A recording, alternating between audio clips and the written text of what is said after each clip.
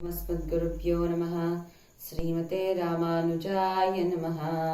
శ్రీ శ్రీ శ్రీ త్రిదండి చిన్న శ్రీమన్నారాయణ రామానుజీయ స్వామినే నమః. సర్వమంగళమాంగళ్యే శివే సర్వార్థ సాధికే శరణ్యే త్రయంబకే దేవి నారాయణీ నమోస్తుతే. మహాదేవ్యై చ విద్మహే విష్ణుపత్ని చ ధీమహి తన్నో లక్ష్మీ ప్రచోదయాత్. ప్రియ భగవద్బంధులందరికీ జై శ్రీమన్నారాయణ. ఈనాడు దేవీ నవరాత్రులలో 6వ రోజు. ఈనాటి అమ్మవారి యొక్క స్వరూపం మహాచండీ మాత. అసలు మహాచండీ అంటే ఎవరు? అమ్మవారి యొక్క రూపం రావాల్సినటువంటి పరిస్థితులు ఏమిటో మనం తెలుసుకుందాం. పూర్వం శుంభనిశుంభులు అనే 2 సోదర రాక్షసులు ఉండేవారు. వారు ఇక దేవతలను ఎంతో పీడిస్తూ, అలాగే ఋషులను ఎంతో బాధ పెడుతూ ఈ ముల్లోకాలపై వారు అందరినీ పీడిస్తూ బాధిస్తూ ఉండేవారు. కేవలం రాక్షసులు మాత్రమే ఉండాలి, మిగతా వారంతా ఎవరు ఉండకూడదు అనే ఒక సంకల్పంతో ఆ 2 సోదరులు అన్ని లోకాలను ఆక్రమించి వారు అందరినీ బాధ పెడుతూ ఉండేవారు. అలా అలా వారు అన్ని లోకాలను ఆక్రమిస్తూ వారు ఇంద్రలోకానికి కూడా వచ్చేస్తారండి. అంటే అమరావతికి కూడా వచ్చేస్తారు. ఇక సకల దేవతలందరూ వెళ్ళి ఇంకా ఆ శుంభనిశుంభులతో వారు యుద్ధం చేస్తూ సాగారు. ఇక ఆ దేవతలకు అలాగే రాక్షసుల మధ్య ఎంతో భీకర యుద్ధం జరిగిపోతుంది. కానీ ఈ యుద్ధంలో దేవతలు ఓడిపోయేటటువంటి పరిస్థితి ఏర్పడుతుంది.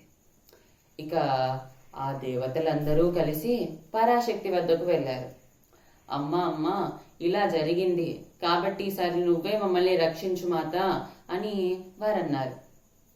సరే అనేసి అమ్మవారు రణరంగంలోకి దిగింది.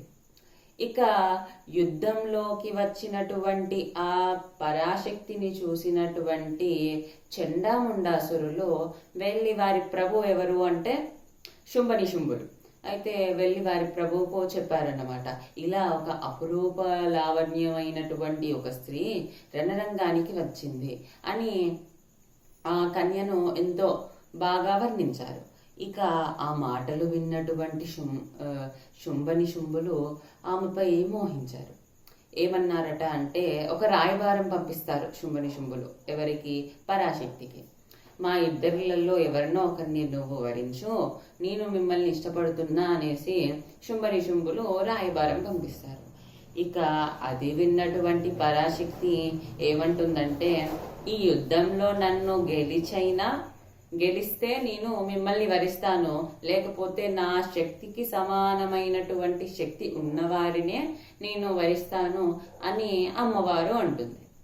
ఇక అప్పుడు ఎంతో కోపాద్రిక్తులైనటువంటి శుంభనిశుంభులు వారి సేనా నాయకులు ఎవరు అంటే చండాముండాసురుల్ని పంపిస్తారు. ఇక నేను మాటల్లో చెప్పితేనే వీళ్ళు వినలేదు అనే ఒక కోపాగ్నిలో అమ్మవారు ఇక యుద్ధంలోకి ఆనాడు వెళ్తుంది. ఇక చండాముండాసురులని చూశాక అమ్మవారికి ఇంకా కోపం ఎంతో రెట్టింపైపోతుందట. ఆ కోపం రెట్టింపవ్వడంలో అమ్మవారు మొత్తం ఎర్రటి వర్ణంలోకి అమ్మవారు మారిపోతుంది. ఆ ఎర్రటి వర్ణం నుండి, ఆ రూపం నుండి ఒక పరాశక్తి లావణ్యమైనటువంటి ఒక స్త్రీ శక్తి వెలువడుతుంది. ఆ దేవియే మహాచండీ మాత. ఆ అమ్మవారు ఈ రూపంలో త్రిశూలాన్ని ధరించి, సకల ఆయుధాలను ధరించి, అమ్మవారు ఎర్రటి చీరను ధరించి ఎర్రగా అమ్మవారు మనకు దర్శనమిస్తారు.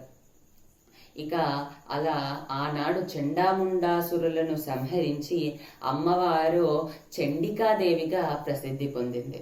కాబట్టి ఈ అమ్మవారు కేవలం ఒక ఒక శక్తి స్వరూపిణే కాదు, లక్ష్మి, పార్వతి, గౌరీ అంటే లక్ష్మి, పార్వతి, సరస్వతుల యొక్క ముగ్గురమ్మల యొక్క శక్తి స్వరూపిణి ఈ మహాచండీ మాత. ఈ మహాచండీ మాత ఈ ముగ్గురమ్మల్లో ఉండేటటువంటి ఉగ్ర స్వరూపంగా మనం పూజిస్తాము. కానీ ఈ అమ్మవారు ఎంత అయినప్పటికీ కూడా అమ్మవారు ఎంతో ప్రేమ, దయ, కరుణ కలిగినటువంటి మాత. ఈ మాతను ఉపాసించడం వల్ల విద్య, కీర్తి, సంపదలు మనకు ప్రాప్తిస్తాయి. పరాశక్తి ఈ అమ్మవారు ఎంత ఉగ్రంగా ఉంటుందంటే అమ్మవారిని చూస్తే మనం కూడా భయపడిపోతాం. కాబట్టి అమ్మవారికి ఎంతో మంచిగా భక్తి శ్రద్ధలతో మనం పూజ చేస్తే అమ్మవారు కూడా అంత ఉగ్రస్వరూపిణి కూడా మళ్ళీ ఒక సాధారణంగా ఒక మాతృభావన స్వరూపిణిగా మారి మనపై ప్రేమను, కరుణను అమ్మవారు ఎల్లవేళలా మనపై కురిపిస్తుంది. కాబట్టి మనం ఈనాడు అమ్మవారికి పూజించుకొని అమ్మవారి యొక్క కృపా కటాక్షాలను పొందుదాం. జై శ్రీమన్నారాయణ.